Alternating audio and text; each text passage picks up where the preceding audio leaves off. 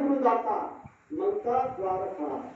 जय गुरुदेव स्वामी पिता हमारा, जल्दी पार करो, मुझे जल्दी पार करो यहाँ से, इस दलदल से, इस मलिन समय में मेरी आत्मा के ऊपर में जो जो कर्म कर्जा किया है, मुझे भक्ति देकर धीरे धीरे उसको मिटाओ।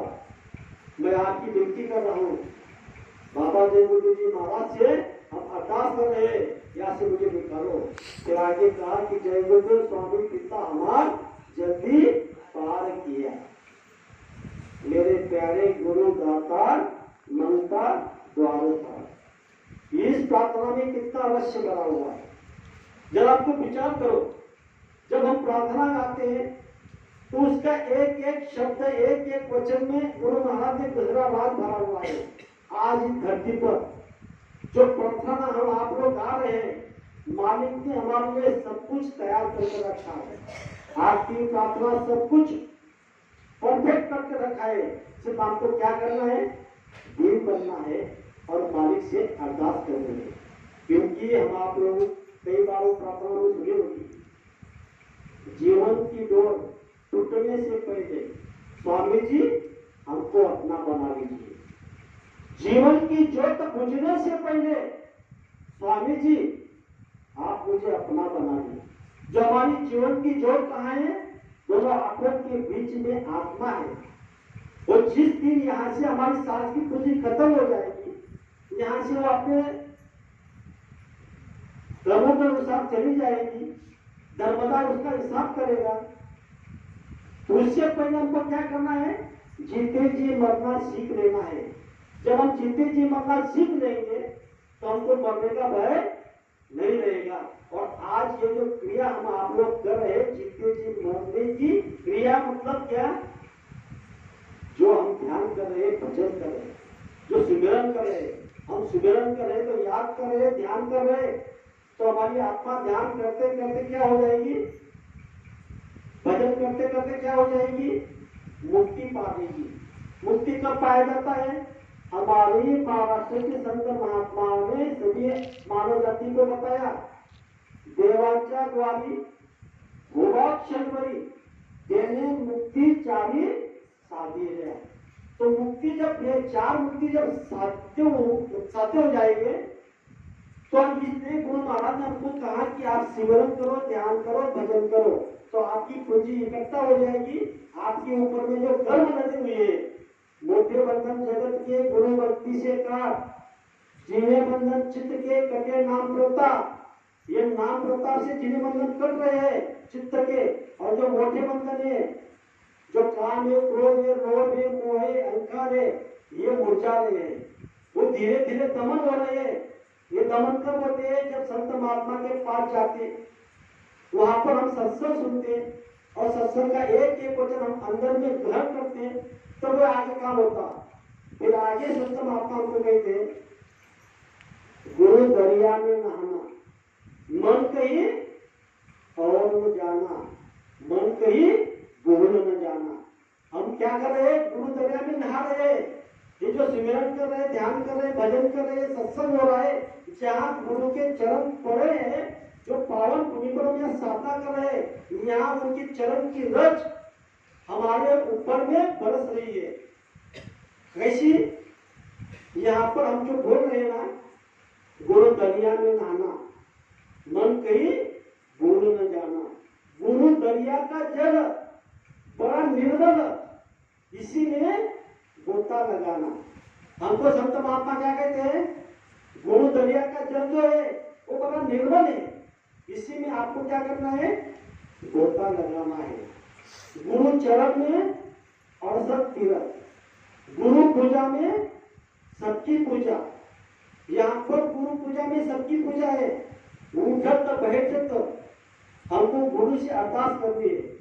और हर शास्त्र में, वेद में, पुराण में इस बात का जिक्र हुआ है कि जो सच्चा महात्मा होते हैं इस धरती पर जब आते हैं वो जीवों की हित की लीला करते हैं। और यहाँ पर बाबा जय गुरु जी महाराज मानव पर धारण कर आए। जब जब यहाँ पर भगवान कोई ना कोई अवतारी शक्ति लेकर आते हैं, मानव पर धारण कर आते हैं, उस समय के मानव भगवान को पहचानते नहीं। क्यों पहचानते नहीं? इसका प्रमाण है स्वयं गुरु महाराज ने पूरे मानव जाति को दिया है। त्रेता युग का विशाल इतिहास हम आपको बताता है। त्रेता युग का भगवान कौन थे? राम। त्रेता युग में भगवान कौन हुए थे? राम। जब यहाँ त्रेता युग में भगवान राम ने अवतार लिया, जब राम भगवान का अभिषेक होने वाला था, उसी समय कैकेयी ने अपने पति दशरथ राजा से 2 वर मांग लिए। कौन से 2 वर मांग लिए? कि राम 14 वर्ष वनवास जाएगा और भरत का राज्य में शिखर बैठेगा। ये इतिहास हम आपको समझा रहा है कि स्वयं भगवान राम को कहा जाना पड़ा, वनवास में जाना पड़ा। उस समय के लोग समझते थे अरे ऐसा नहीं भगवान होता है।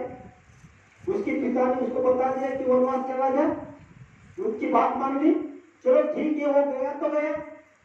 और उसकी नई नई शादी हुई, वो अपनी पत्नी को भी लेकर गया। माता सीता को जब वो 5-7 देश वनवास में लेकर गया, वो भी चली गई। और चलो पति पत्नी गए, उनकी बात तो अलग, और जो भाई लक्ष्मण और वो भी उनके साथ चला गया स्वयं की पत्नी को छोड़कर। चलो ठीक है, दोनों भाई वनवास में गए। जब जा रहे हैं तो इधर क्या हो रहा है?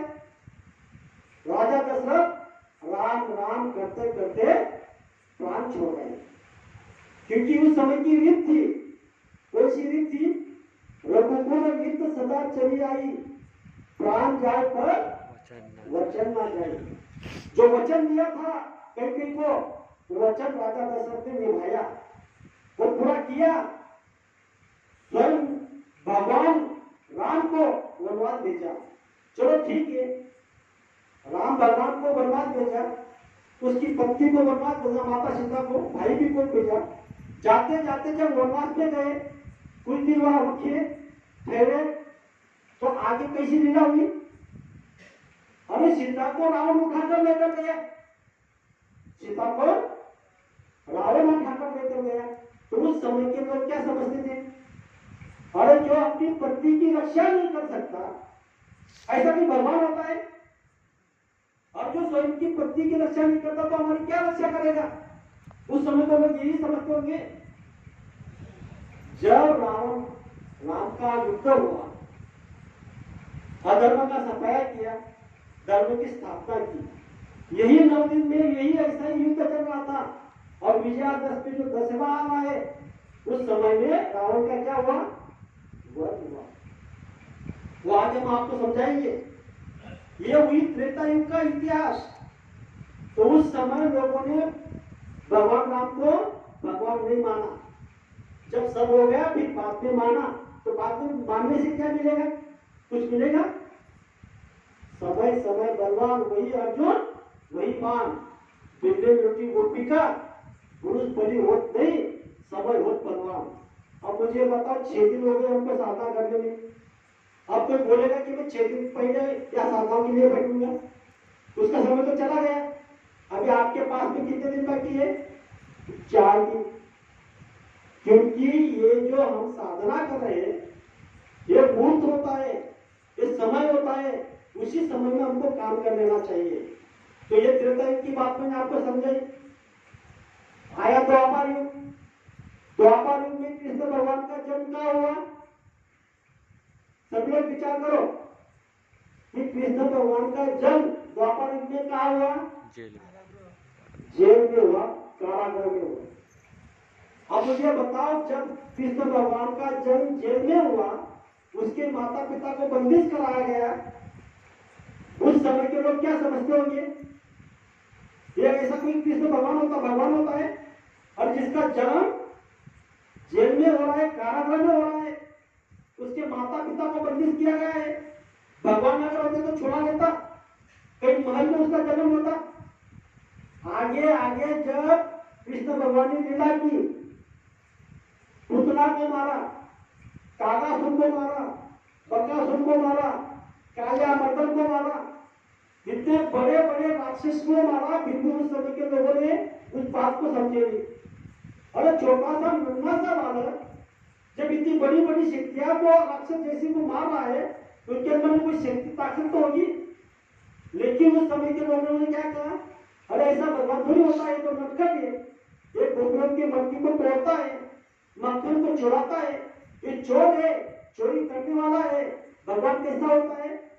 भगवान होता है एक पति मर्यादा पुरुषोत्तम, एक वचनी, ऐसा भगवान होता है। और ये तो एक नटखट करता है। उस समय के पंडित जब कृष्ण भगवान का दर्शन करते थे तो क्या बोलते थे, अरे स्वच्छुत होगी, नहाने नदी में जाते थे। जब महाभारत हुई, कौरवों का सफाया हुआ, अधर्म का सफाया हुआ, धर्म की स्थापना हुई, तब कृष्ण नाम को सब लेने लगे। अब सर्व तो चला गए, द्वापर तो चला गया, अब लगा कलयुग। अब इसी कलयुग के अंदर में स्वयं बाबा जयकुंड जी महाराज ने मानव पर धारण करके यहाँ आए। उन्होंने सबको बता दिया कि ये जयकुंड नाम से आपको मदद मिलेगी। दुख संकट तकलीफ मुसीबत जब भी आपको मिलेगी तो आप क्या करना, जयकुंड नाम को लेना। जिन जिन प्रेमियों ने जयकुंड नाम पर विश्वास किया, जयकुंड नाम लिया, तो उनको मदद मिली, दुख संकट तकलीफ मुसीबत में मदद मिली।